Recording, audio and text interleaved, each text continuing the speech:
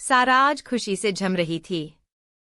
खुश हो भी क्यों न, पुणे की एक बहुत बड़ी फर्म में उसकी नौकरी जो लग गई थी। अपनी गोल गोल आंखें घुमाते हुए वह अपनी मम्मी से बोली, मैं कहती थी न कि मेरी उड़ान कोई नहीं रोक सकता। पापा ने पढ़ने के लिए मुझे मुजफ्फरनगर से बाहर नहीं जाने दिया, पर अब इतनी अच्छी नौकरी मिली है कि वह मुझे रोक नहीं सकते हैं। सारा थी 23 वर्ष की खूबसूरत नवयुवती, जिंदगी से भरपूर, गोरा रंग, गोल गोल आंखें, छोटी सी नाक और गुलाबी होठों के बीच काला तिल सारा को और अधिक आकर्षक बना देता था। उसे खुले आकाश में उड़ने का शौक था। वह अकेले रहना चाहती थी और जीवन को अपने तरीके से जीना चाहती थी। जब भी सारा के पापा कहते, हमें तुमसे जिंदगी का अधिक अनुभव है इसलिए हमारा कहा मानो, सारा फट से कहती, पापा मैं अपने अनुभवों से कुछ सीखना चाहती हूँ। सारा के पापा उसे पुणे भेजना नहीं चाहते थे, पर सारा की दलीलों के आगे उनकी एक न चली। फिर सारा की मम्मी ने भी समझा, इतनी अच्छी नौकरी है, आजकल अच्छी नौकरी वाली लड़कियों की शादी आराम से हो जाती है। फिर सारा के पापा ने हथियार डाल दिए थे। ढेर सारी नसीहतें देकर सारा के पापा वापस मुजफ्फरनगर आ गए थे। सारा को शुरुआत में थोड़ी दिक्कत हुई थी, परंतु धीरे धीरे वह पुणे की लाइफ की अभ्यस्त हो गई थी। यहाँ पर मुजफ्फरनगर की तरह नटो काटा की थी न ही ताकाजंग की। सारा को आधुनिक कपड़े पहनने का बहुत शौक था, जिसे सारा अब पूरा कर पाई थी। वह स्वच्छंद तितली की तरह जिंदगी बिता रही थी। दफ्तर में ही सारा की मुलाकात मोहित से हुई थी। मोहित का ट्रांसफर दिल्ली से पुणे हुआ था। मोहित को सारा पहली नज़र में ही भा गई थी। सारा और मोहित अक्सर वीकेंड पर बाहर घूमने जाते थे, परंतु सारा को हर हाल में रात 9 बजे तक अपने हॉस्टल वापस जाना ही पड़ता था। फिर एक दिन मोहित ने यूं ही सारा से कहा, सारा तुम मेरे फ्लैट में शिफ्ट क्यों नहीं हो जाती हो, चिकचिक से छुटकारा भी मिल जाएगा और हमें यूं ही हर वीकेंड पर बंजारों की तरह घूमना नहीं पड़ेगा। सबसे बड़ी बात, तुम्हारा हॉस्टल का खर्च भी बच जाएगा। सारा छूटते ही बोली, पागल हो क्या, ऐसे कैसे रह सकती हूँ तुम्हारे साथ, मतलब मेरा तुम्हारा रिश्ता ही क्या है। मोहित बोला, रहने दो बाबा, मैं तो भूल ही गया था कि तुम तो गांव की गंवार हो। छोटे शहर के लोगों की मानसिकता कहाँ बदल सकती है, चाहे वह कितने ही आधुनिक कपड़े पहन लें। सारा मोहित की बात सुनकर एकदम चुप हो गई। अगले कुछ दिनों तक मोहित सारा से खिंचा खिंचा रहा। एक दिन सारा ने मोहित से पूछा, मोहित आखिर मेरी गलती क्या है।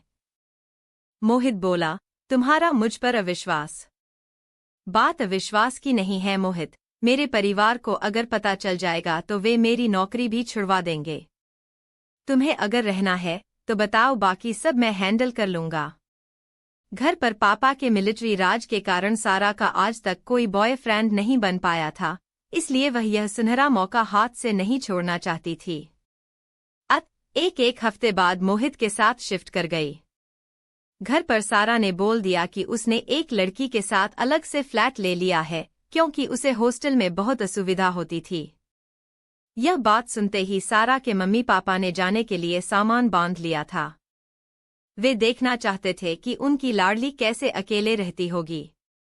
सारा घबराकर मोहित से बोली, अब क्या करेंगे। मोहित हंसते हुए बोला, अरे देखो मैं कैसा चक्कर चलाता हूँ। अगले रोज मोहित अपनी एक दोस्त शैली को लेकर आ गया और बोला, तुम्हारे मम्मी पापा के सामने मैं शैली के बड़े भाई के रूप में उपस्थित रहूंगा। सारा के मम्मी पापा आए और फिर मोहित के नाटक पर मोहित होकर चले गए। सारा के मम्मी पापा के सामने मोहित शैली के बड़े भाई के रूप में मिलने आता। सारा के मम्मी पापा को अब तसल्ली हो गई थी और वे निश्चिंत होकर वापस अपने घर चले गए। सारा और मोहित एक साथ रहने लगे थे। सारा को मोहित का साथ भाता था, परंतु अंदर ही अंदर उसे अपने मम्मी पापा से झट बोलना भी कचोटता रहता था। एक दिन सारा ने मोहित से कहा, मोहित तुम मुझे पसंद करते हो क्या। मोहित बोला, अपनी जान से भी ज्यादा। सारा बोली, मोहित तुम और मैं क्या इस रिश्ते को नाम नहीं दे सकते हैं। मोहित चिढ़ते हुए बोला, यार मुझे माफ करो, मैंने पहले ही कहा था कि हम एक दोस्त की तरह ही रहेंगे। मैं तुम पर कोई बंधन नहीं लगाना चाहता हूं और न ही तुम मुझ पर लगाया करो।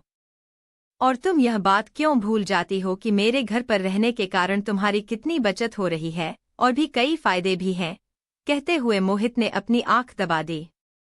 सारा को मोहित का यह सस्ता मजाक बिल्कुल पसंद नहीं आया।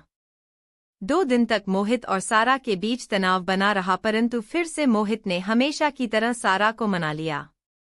सारा भी अब इस नए लाइफस्टाइल की अभ्यस्त हो चुकी थी। सारा जब मुजफ्फरनगर से पुणे आई थी तो उसके बड़े बड़े सपने थे, परंतु अब न जाने क्यों उसके सब सपने मोहित के इर्द गिर्द सिमट कर रह गए थे। आज सारा बेहद परेशान थी। उसके पीरियड्स की डेट मिस हो गई थी।